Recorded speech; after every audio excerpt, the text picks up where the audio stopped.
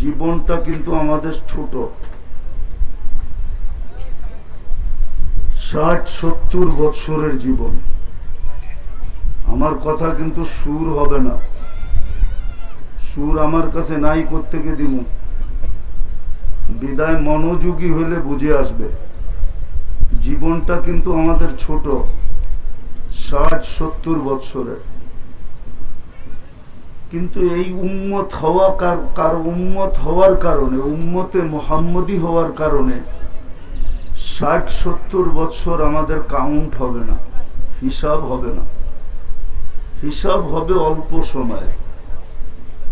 প্রথম 15 বৎসরের হিসাব হবে না, যতক্ষণ পর্যন্ত নারী পুরুষ বালেগ না হয়, প্রাপ্ত বয়স্ক না হয়।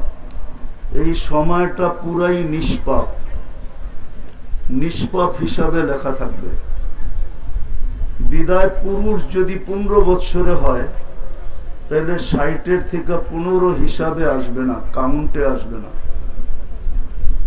দ্বিতীয় আবার আরেকটাও কাউন্টে আসবে না। যতক্ষণ আমরা ঘুমায় থাকি ততক্ষণ কোরআন কলম আমাদের থেকে উঠানো থাকে। রুফিয়াল কলম নাইম হাত্তা ইয়াস্তাইকিজ। ঘুমন্ত ব্যক্তি যতক্ষণ ঘুমন্ত থাকে ততক্ষণ কলম তার বিরুদ্ধে যায় না। তাহলে এটাও আমাদের থেকে উঠানো থাকবে। যদি 24 ঘন্টায় 6 ঘন্টা ঘুমাই, তো 4 ভাগের 1 ভাগ আমাদের আমল নামায় লেখা হবে, হিসাবে কাউন্টে আসবে না। তাহলে রয়ে গেল অল্প একটু। এই অল্প সময়টা, এটাই আমাদের জীবন, যেটা হিসাবের খাতায় আসবে।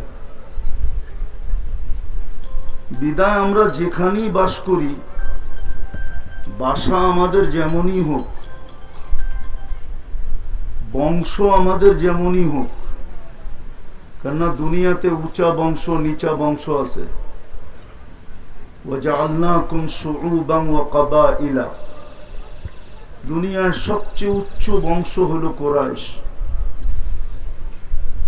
তো আল্লাহ বংশে বিভক্ত করছেন, যেই বংশেরই হই, ভাষা যেমনই হোক। আমরা বাংলা বলি, কেউ আরবি বলে, কেউ ইংলিশ বলে। দুনিয়ায় হাজারো ভাষা, কয়েক লক্ষ ভাষা আছে দুনিয়ায় আঞ্চলিক ভাষা হিসাবে। ভাষা যেমনই হোক, বর্ণ যেমনই হোক, সব মানুষ এক রঙের না। গঠন যেমনই হোক, এটা আল্লাহর কাছে বিষয় না। আল্লাহর কাছে বিষয় হলো এই ছোট জীবনটা, যেটা আল্লাহ আমাদেরকে কাউন্ট করবেন, হিসাব করবেন। হিসাব কতটুক করবেন এটা আমি দেখায়া দিলাম। প্রথম 15 বৎসর বালেগ হওয়া পর্যন্ত কোনো হিসাব নাই। এমনকি নাবালেগ যদি মারাও যায়, তার কবরে প্রশ্ন উত্তরও নেই। 15 বৎসরের বালেগ হওয়ার 1 মিনিট আগেও যদি মারা যায়, তো কবরে কোনো প্রশ্ন উত্তর নেই। তো যেটা কাউন্ট হবে, হিসাব হবে, শুধু অতটুক জীবন আমাদেরকে গড়ে যেতে হবে। কেননা চলে যাব এখান থেকে সবাই, কারো থাকার সুযোগ নাই। কেউ থাকে নাই, কেউ থাকবে না, এটাই চিরসত্য। কুল্লু নাফসিন যায়িকাতুল মাউত। এটাই আল্লাহর সিদ্ধান্ত, এটাই আল্লাহর গঠনতন্ত্র। যে আসছে তাকে যেতে হবে। এই জন্যই মনে হয় ডেলি আমাদের কানে ধ্বনি আসে, যদিও আমরা শুনি না। কানে কিন্তু ডেলি ধ্বনি দেয় আল্লাহ, ইবনা আদম লা তাফরাহ বিদুনিয়াতিকা। মানুষ দুনিয়ার উন্নতি বা চাকচিক্য বা দুনিয়ার আকর্ষণ তোমাকে যেন মাতাল না করে। ফাইন্নাকা গায়রা মুখাল্লাদ। তুমি কিন্তু চিরঞ্জীব না। আবার যুবকরা একটু বেশি আকর্ষিত হয়, এই জন্য আল্লাহ যুবকদেরকে পৃথক করছেন। শাবাব লা ইয়াক্তারুকা শাবাবুকা। যুবক যৌবন যেন তোমাকে ধোঁকা না দেয়। কাম মিন শাব সাবাকাকা ইলাল মাউত, কত যুবককে তো আমরা যৌবন সহ কবরের কোলে শোয়ায় দিলাম। ইচ্ছা করলে তোমাকেও শোয়ায় দিতে পারি, কারণ আল্লাহ ইচ্ছা করতে দেরি হইতে দেরি হয় না। ইদা আরাদা শাইয়ান আন ইয়াকুলা লাহু কুন ফায়াকুন, বলতে দেরি হইতে দেরি হয় না। আল্লাহ বলে তোমাকেও কবরের কোলে শোয়ায় দিতে পারি। কিন্তু হ্যাঁ, আল্লাহ মানুষকে সুযোগ দেন, সত্য এটাই, একবারে ধরেন না। যদিও আল্লাহর ধরা বড় কঠিন, ইন্না বাতশা রাব্বিকা লাশাদীদ, আল্লাহর ধরা বড় কঠিন। যদিও মানুষ এটা বুঝতে চায় না, আল্লাহ মাঝে মাঝে প্রমাণ দেয়। এই জন্য আল্লাহ নিজেই বলছেন অমাকারু, মানুষ অনেক এটাকে কি বলে প্ল্যান করে, অনেক কি করে প্ল্যান করে। অমাকারু অমাকার আল্লাহ, আল্লাহ নিজেরটা শেষে বলছেন যে তোমরা প্ল্যান করতে করতে করতে করতে যেখানে শেষে যে পৌঁছবে, বল একটা থাকবে, রান 6টা লাগবে। কি বল? রান। আল্লাহ বলে আমি এক বলে ছক্কা পিটায় দেখায় দিব। প্রমাণ তো আর দিতে হবে না, ঠিক না? এরকম প্রমাণ হাজারো দুনিয়াতে আছে। আল্লাহ বলে আমি শেষে খেলবো। তো যেটা বুঝাইতেছিলাম, যুবককে আল্লাহ সতর্ক করেন, আমাদেরকে আল্লাহ সতর্ক করেন। আল্লাহ বুঝান, আল্লাহ বাধ্য করেন না। এই জমিনটা বাধ্য, বিদায় আমরা মহাশূন্যের এই জমিনের পিঠে বসবাস করতেছি। জমিনটা কোনো নিচে খুঁটি দিয়া দাঁড় করানো নাই, এটা মহা আকাশে ভাসমান। না ভাসমান না? এটা তো মানেন না? মানেন না? সূর্যটা ভাসমান, ঠিক না? সত্য তো? কে বাসায় রাখছে? আমাদের দুনিয়াটা ভাসমান, অক্সিজেনের উপরে বাসায় রাখছে, অক্সিজেনের উপরে, বাতাসের উপরে বাসায় রাখছে। আবার শুধু ভাসমান না, এটা দৌড়ায়ও। ঘন্টায় 66,000 মাইল গতিতে সূর্যের পিছে দৌড়ায়। আবার এটা ঘুরেও, ঘন্টায় 1000 মাইল বেগে ঘুরতেছে। কিন্তু আল্লাহ বলে আমি জমিনকে বাধ্য করছি, বাধ্য। পিঠে যে থাকবে তোমরা থাকবে, তোমাদের গায়ে বাতাস লাগবে না। সূর্যটা দৌড়াইতেছে 100,00,000 কিলোমিটার বেগে, দুনিয়ার থেকে 13 লক্ষ গুণ বড়। তাও দৌড়াইতেছে।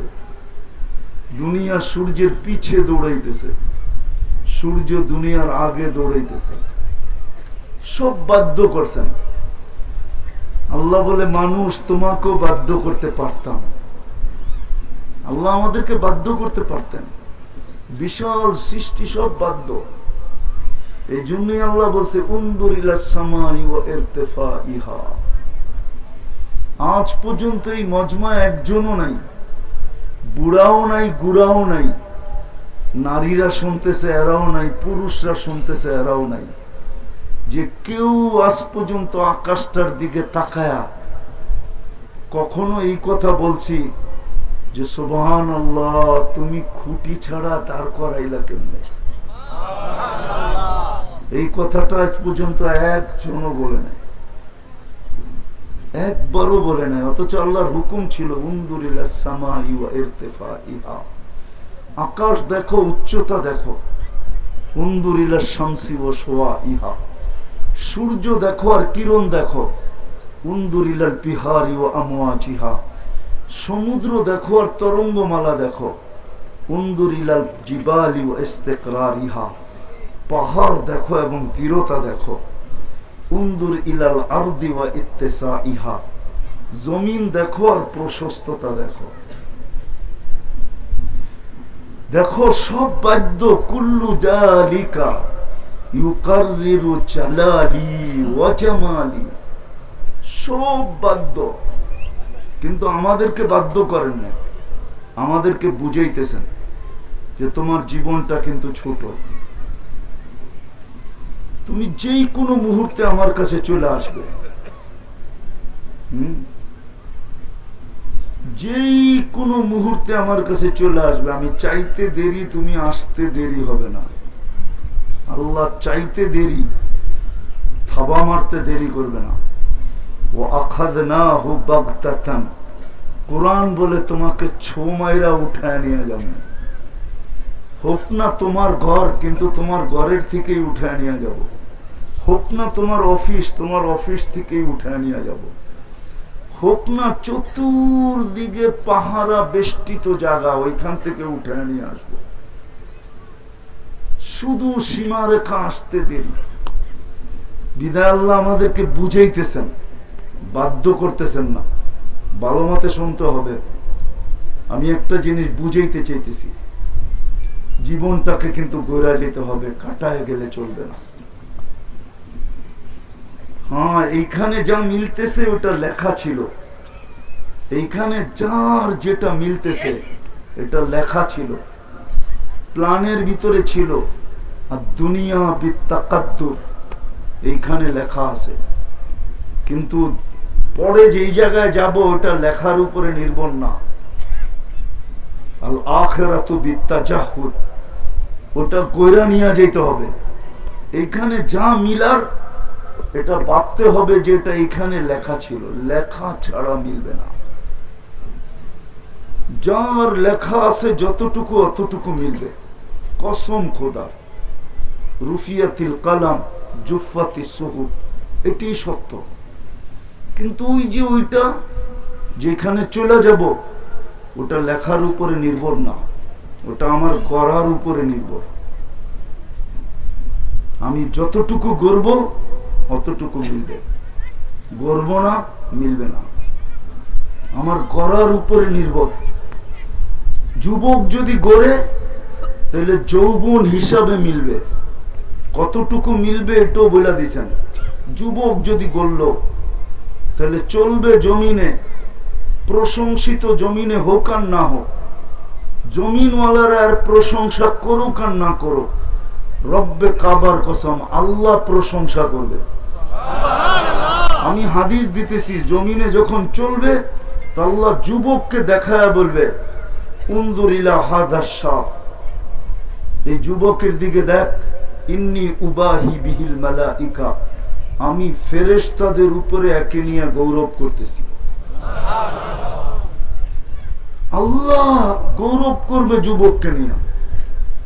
এই জন্যই তো হাদিসে আছে, লাউলা শাবাবা খুশা, জীবন গড়ালা যুবক যদি জমিনে না থাকতো, পর্দা নিশীন নারী যদি জমিনে না থাকতো, সারাদিন মাথা ঝুঁকায় রাখে এরকম আল্লাহ ওয়ালারা যদি না থাকতো, চতুষ্পদ প্রাণীগুলা যদি না থাকতো, আর দুধের শিশুগুলা যদি না থাকতো, তাহলে আল্লাহ বলে লাজালতু সামা হাদিদা, আকাশ লোহার হয়ে যেত, ওয়াল আরদা সাফসাফা, জমিন তামা, ওমা আনজালতু মিনাস সামাই কাতরা, তোমরা আকাশ থেকে এক ফোঁটা বৃষ্টি দেখতে না, ওমা আম্বাততু মিনাল আরদি হাব্বা, জমিন থেকে একটা শস্যের দানা দেখতে না, বাল আনজালতু আলাইহিমুল আযাবা সাব্বা, একের পর এক আযাব দিয়ে ধ্বংস করে দিতাম।